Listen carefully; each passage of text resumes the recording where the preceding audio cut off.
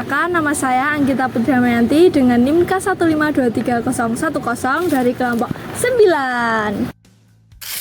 Saya Yosudin Zano Chandra Saputra dengan NIM K1523076 dari kelompok 9. Saya Fuadi Nur Ananto dengan NIM K1523032 dari kelompok 9.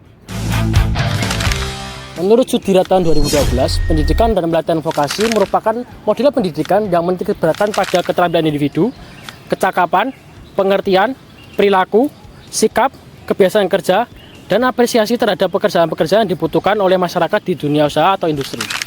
Pendidikan vokasi adalah pendidikan tinggi yang menunjang pada keahlian terapan tertentu, meliputi program pendidikan diploma atau ahli pratama, ahli muda, ahli madya, dan sarjana terapan yang setara dengan program pendidikan akademik.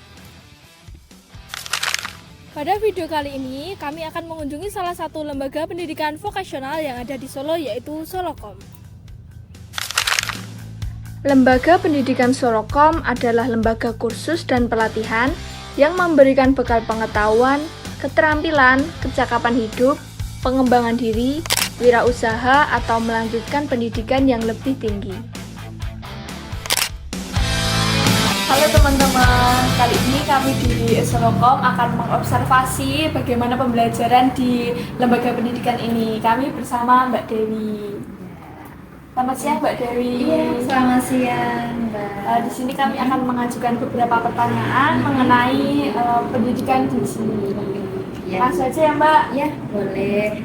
Nah, kami mau tanya, apa keunggulan dari lembaga pendidikan di Solokom ini yang membedakan dengan lembaga yang lainnya? Oke, baik. Kalau kita bicara keunggulan ya, pasti masing-masing lembaga punya keunggulan sendiri-sendiri. Yang pasti Solokom sendiri dibandingkan dengan lembaga lain, pertama terkait dengan kurikulum ya Mbak ya. Kalau kurikulum memang kami sinkronkan dengan dunia kerja. Jadi materi yang kita ajarkan itu nanti sesuai dengan kebutuhan di perusahaan.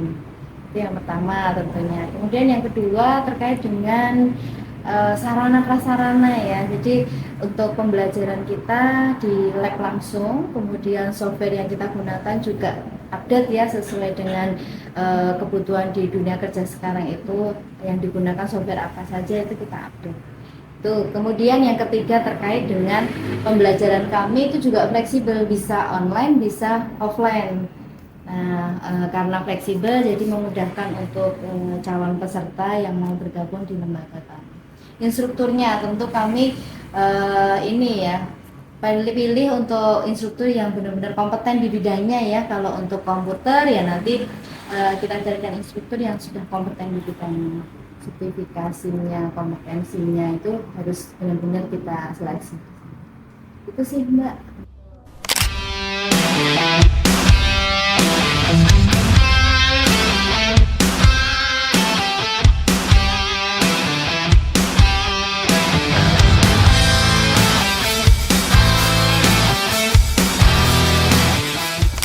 Lalu untuk pertanyaan yang kedua Bu, bagaimana sih kualifikasi dan juga pengalaman dari pengajar-pengajar di sini yang seperti sudah disebutkan tadi, bisa seperti sertifikasi atau yang lain gitu?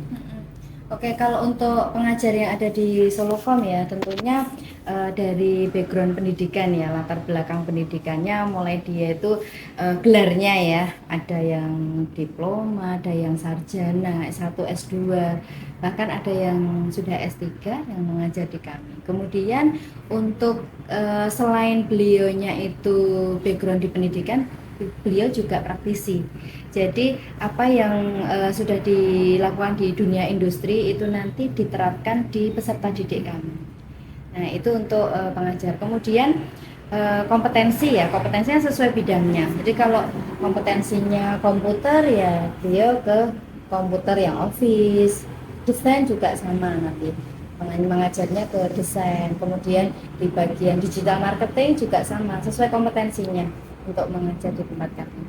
Kemudian karena dia punya jaringan ini ya, jaringan yang profesional, artinya apa yang disampaikan ke peserta didik itu nanti dia juga berbagi pengalaman kalau dia tuh punya komunitas. Jadi misalkan nih yang ngajar di bagian office, ada lowongan admin di perusahaan ini, nanti ada komunitas yang bisa merekrut peserta didik kami ketika nanti selesai pembelajaran kan bisa direkomendasikan untuk bekerja di perusahaan tersebut. Itu sih untuk pengajar. Oh, jadi bagian pengajarnya sudah terpercaya dan juga sudah Ya, expert ya, Bu? kompeten, ya sudah kompeten di bidangnya. Oke Mbak, lanjut ke pertanyaan yang ketiga. Ya, Nah, siap Mbak. sejauh mana lembaga ini membantu lulusan dalam mencari pekerjaan? Nah, bagaimana lembaga ini menjalin kerjasama dengan perusahaan atau industri di luar? Baik, tentunya untuk ke perusahaan kita udah kerjasama sebelum kurikulum itu kita bentuk ya Mbak. Jadi kita kerjasama dengan perusahaan, kira-kira kurikulum apa yang dibutuhkan perusahaan, nah itu yang kita terapkan. Kemudian karena kita udah kerjasama dengan perusahaan tersebut, begitu ada informasi lowongan langsung kita sampaikan ke peserta didik kami. Kami ada yang namanya bursa kerja ya, grup bursa kerja itu khusus untuk peserta didik kami, di mana itu wadah untuk memberikan informasi lowongan kerja kepada peserta didik, kemudian proses penyalurannya. Kami juga ada seminar job fair yang biasanya kita adakan, kita undang HRD dari perusahaan untuk memberikan seminar ya, memberikan motivasi ke calon-calon karyawan ini. Untuk ke peserta didik kita bekali kesiapan masuk dunia kerja itu bagaimana sih, tantangannya bagaimana, nah itu yang akan diisi oleh langsung HRD perusahaan. Kemudian peserta didik, karena ini perusahaan kita undang juga ya Mbak untuk job fair, mereka buka stand, kemudian mereka langsung interview dengan peserta didik kami untuk perekrutannya itu. Jadi tidak ada dari luar, ini khusus untuk peserta didik Solokom sendiri. Nah itu untuk proses penyalurannya. Kemudian untuk fasilitas ke alumni ya Mbak, jadi selain di job fair seminar itu masih kita fasilitasi terus sampai mereka dapat pekerjaan. Jadi di grup itu aktif, semua yang belum mendapatkan pekerjaan itu masih aktif di grup tersebut. Berarti nanti siswa yang sudah lulus itu bisa menghubungi ke pihak sini Iya, untuk mencari pekerjaan. masih kita fasilitasi untuk penyalurannya seperti itu. Ya. Lalu apakah itu untuk semua siswa atau mungkin ada dua bagian, yang D1 sama yang apa itu satunya lagi? Program intensif. Ya, khusus. itu apakah penyaluran kerja itu untuk semua itu atau mungkin hanya salah satu saja?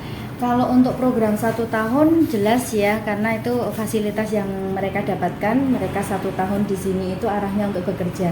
Tapi kalau untuk yang program intensif ini kita informasi lowongan saja, karena pesertanya kan dari ada yang mahasiswa, ada yang masih pelajar ya, ada yang mereka itu sebenarnya sudah karyawan, tapi untuk meningkatkan skill, nah, macam-macam. Jadi kalau untuk informasi lowongan tetap kita sampaikan ke semua peserta didik. Oh, jadi untuk lowongan itu untuk semuanya, tapi kalau Iya. penyaluran hanya yang D1 saja. Oh, jadi seperti itu ya penyaluran kerjanya. Lalu selain penyaluran kerja, apakah sebelum masuk ke tempat kerja itu apakah ada seperti mungkin magang atau praktek kerja industri untuk persiapan dia ke dunia kerja gitu? Iya. Oke, kalau untuk yang program 1 tahun, ya pasti ada magangnya. Jadi untuk Kaldik ya di Solokom sendiri selama 9 bulan mereka belajar, terus magang kerjanya selama 3 bulan. Jadi tetap ada magangnya. Dan itu kita sesuaikan dengan jurusannya ya. Jadi magangnya 3 bulan rata-rata. Iya Mbak, tadi kan sudah dijelaskan di sini itu ada 2, yaitu program 1 bulan dan juga D1. Nah, selain itu apakah ada program lainnya? Kalau untuk program lain private ya Mbak ya, private itu kita fasilitasi untuk semua program, baik itu yang komputer, bahasa Inggris, TOEFL itu ada. Jadi pertemuannya lebih singkat, waktunya lebih fleksibel, dan satu peserta, satu instruktur, jadi lebih intens. Ada private. Kalau saat ini apakah ada yang sedang melakukan pembelajaran? Ada. Ini kebetulan ada kelas, bisa lihat-lihat. Oh, Silakan. boleh. Iya. Ya.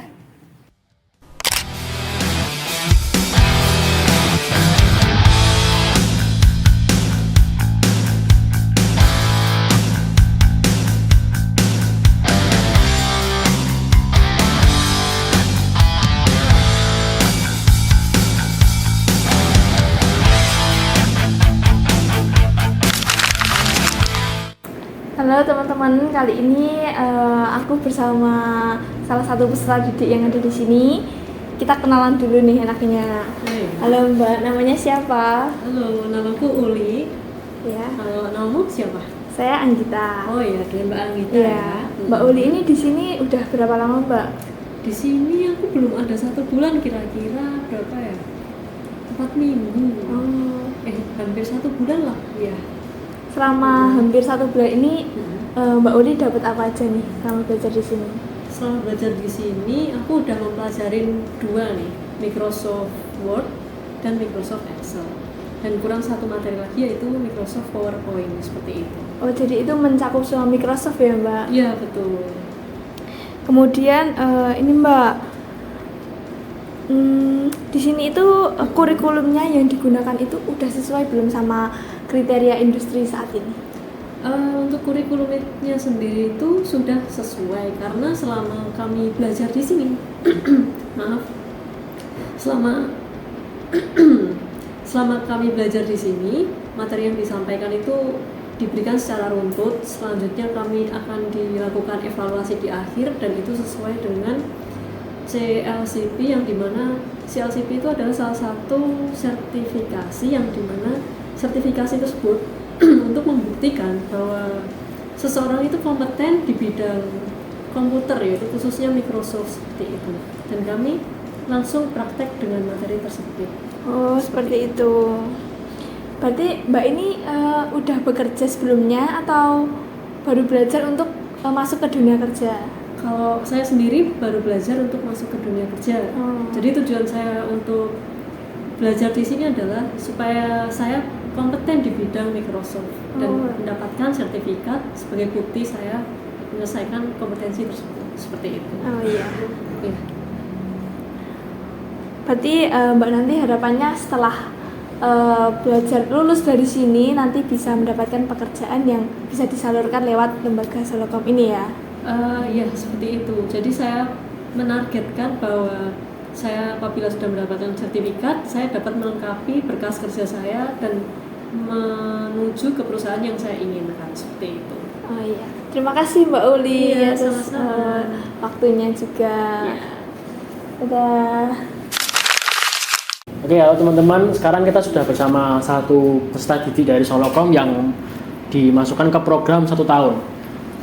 Bisa tolong perkenalannya? Nama saya Kanafat Ismail, saya dari Solokom dalam Prodi Digital Marketing. Digital marketing teman-teman. Lalu saya ingin minta juga beberapa pertanyaan. Yang pertama, apa aja sih keterampilan yang sudah kamu dapat dari belajar di Solokom selama kurang lebih 1 tahun ini di bagian apa tadi? Digital marketing. Digital Marketing. Iya. Untuk pada materi yang saya dapatkan dari Solokom selama 1 tahun ini ya, pertama itu cara membuat desain. Itu diajarkan di aplikasi Corel sama Photoshop. Setelah itu kalau sudah bisa itu bisa lanjut ke Premiere. Itu nanti diajarkan cara mengedit video, menambahkan sound ataupun sebagainya. Itu nanti juga bisa capture. Nah setelah itu diajari juga cara membuat videografi. Videografi caranya kayak cara kameranya itu harus gimana, cara supaya dapat apa itu kayak filmnya itu loh, kayak apa ya ceritanya itu. Nah kayak feel ya, supaya dapat feel dari apa yang di syuting itu gimana, cara supaya karakternya itu bisa kelihatan itu gimana, itu diajarkan di sini. Setelah itu juga diajari cara membuat pop-up frame sama udah situ aja. Oh, jadi selain diajari desain grafis juga diajari cara membuat konten seperti video, Okay. mengedit video, cara mengedit sound dan lain-lain gitu ya. Okay. Lalu mungkin dari Mas Fuad sendiri, apakah sudah merasa kurikulum yang diajarkan di sini sudah pas untuk ke dunia kerja nanti? Menurut saya sih sudah pas ya Mas ya. Soalnya itu saya lihat ada di sosial media ya, beberapa lowongan itu kan membutuhkan kayak keterampilan minimal itu bisa komputer gitu. Nah di sini kan juga diajari cara pelajari komputer gimana, caranya ini gimana gitu. Menurut saya itu juga sudah sesuai dengan kualifikasi kerja pada saat ini. Lalu yang terakhir, untuk harapan dari Masnya sendiri untuk setelah lulus dari Solokom ini apa? Harapan saya sih ya langsung kerja ya Mas. Iya. Oh ya, untuk 1 tahun kan sudah pasti dapat penyaluran kerja ya. Iya. Jadi mungkin bisa teman-teman kalau join Solokom di D1 langsung dapat kerja. Oke, terima kasih seperti itu aja. Iya, sama-sama. Dadah. Oke teman-teman, telah kita saksikan bersama mengenai pendidikan yang di Solo, yaitu pendidikan vokasi Solokom. Nah, untuk pendidikan Solokom itu telah menerapkan beberapa dalih proser. Yang pertama adalah pendidikan kejuruan akan efektif jika dapat memampukan setiap individu mengembangkan minatnya, pengetahuannya, dan keterampilannya pada tingkat yang paling tinggi. Solokom sendiri sudah membantu siswanya untuk mengembangkan pengetahuannya dengan cara pelatihan, pengajaran, dan juga program magang.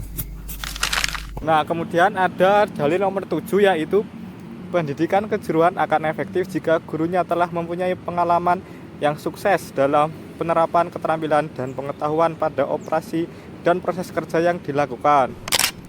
Dijelaskan pada saat wawancara tadi bahwa dosen di Solokom sudah terbukti kompeten, juga tersertifikasi, dan juga ada yang sukses di bidangnya. Selanjutnya ada dalil nomor 10, yaitu proses pembinaan kebiasaan yang efektif pada siswa akan tercapai jika pelatihan diberikan pada pekerjaan yang nyata atau pengalaman serta nilai. Pada program 1 tahun, Solokom terdapat program magang atau praktek industri sehingga siswa dapat diberikan pelatihan atau kerja nyata. Nah, kemudian ada dalil nomor 12, yaitu setiap pekerjaan mempunyai ciri-ciri isi atau body of content yang berbeda-beda antara satu dengan yang lain. Setiap bidang di Solokom memiliki ciri khas dan pengajarannya masing-masing yang membedakan antara satu dengan yang lainnya. Kemudian ada dalil nomor 14, yaitu pendidikan kejuruan akan efisien jika metode pengajaran yang digunakan dalam hubungan pribadi dengan peserta didik mempertimbangkan sifat-sifat peserta didik tersebut. Di Solokom ini juga terdapat program privat yang sangat cocok dengan dalil nomor 14 ini. Sekian dari kami, saya Fuadi. Saya Anggita. Dan saya Yosua. Sampai jumpa.